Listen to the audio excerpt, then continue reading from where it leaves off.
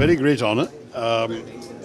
As a citizen being called upon to serve the nation at a time of crisis, for me it is an honor that I've been asked to lead the delegation, and I look forward very much to playing my part. My mind is nothing to do with politics and everything to do with our country's national interests. And national interests, to my mind, are always above everything else. Party is completely entitled to its opinion.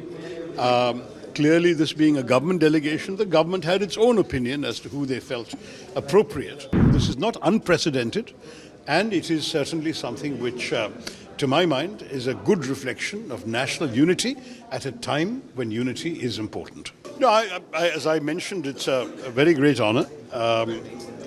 As a citizen being called upon to serve the nation at a time of crisis is a matter of a duty for all of us. At the same time, for me, it is an honor that I've been asked to lead the delegation, and I look forward very much to playing my part. I've always said that when my services are required by the nation, I should not be found wanting, and I had no hesitation in accepting the kind invitation of the government, which, to my mind, is nothing to do with politics and everything to do with our country's national interests. And national interests, to my mind, are always above everything else. Your party, Congress, has put out a list of 4 names, Mr. Jairam Ramesh, saying that these are the names that we suggested and your name was not there in that list. How do you see this? As I've said, the party is completely entitled to its opinion. Clearly, this being a government delegation, the government had its own opinion as to who they felt appropriate. And I'm very, I must say, unaware of any further contacts between the government and my party.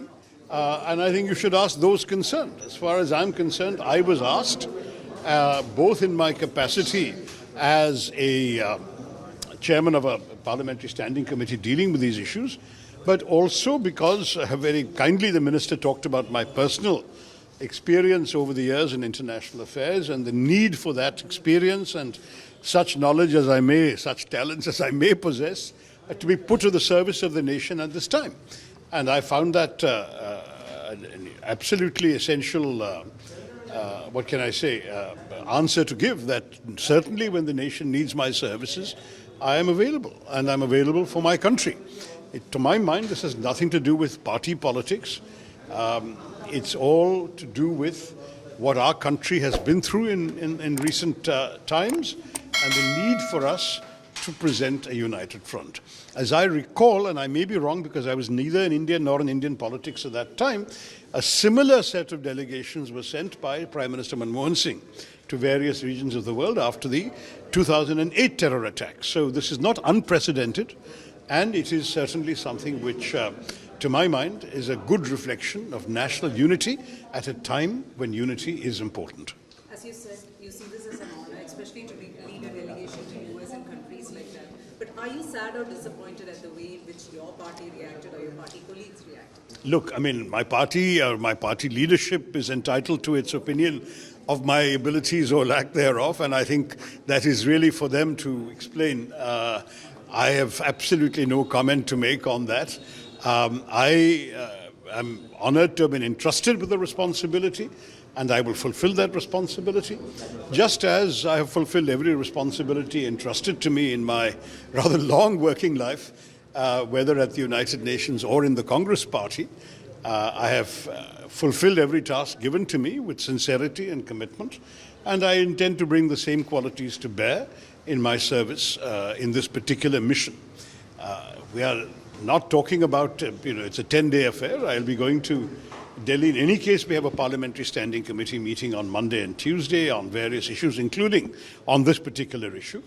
I'm assuming that I will get further details of the mission after going there, and we expect, I'm sure the delegation will get briefings from the Ministry of External Affairs, and we will proceed on that basis. I mean, I think that right now the focus is on a job of work that needs to be done for the country, and I'm truly honored to have been asked, and I will give my very best, as I always try to do. Have you informed the party when you received this invitation? What was the response? Yes, indeed. No, I certainly informed them of the first call I got, which was 2 days ago.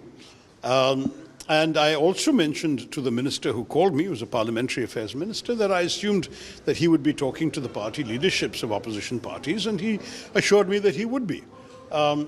He also let me know that I was not the only one he was calling. There were other opposition MPs that he was calling. And I found it entirely appropriate, as I said, that the country should rally together on this particularly important issue. And now that I've been entrusted with the task of leading one of the delegations, I intend to give it my best shot. Thank Sir, you. one more question. Is there any communication gap between you and the party? Because this happens continuously. This happens? This communication gap between you and your party. No, the party has my telephone number and they can call me anytime they like.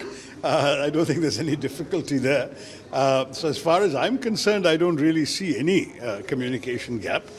Sometimes one learns about certain statements from the media. That may be that we have other means of communication as well. But I don't think there's a particular gap that I'm particularly worried about.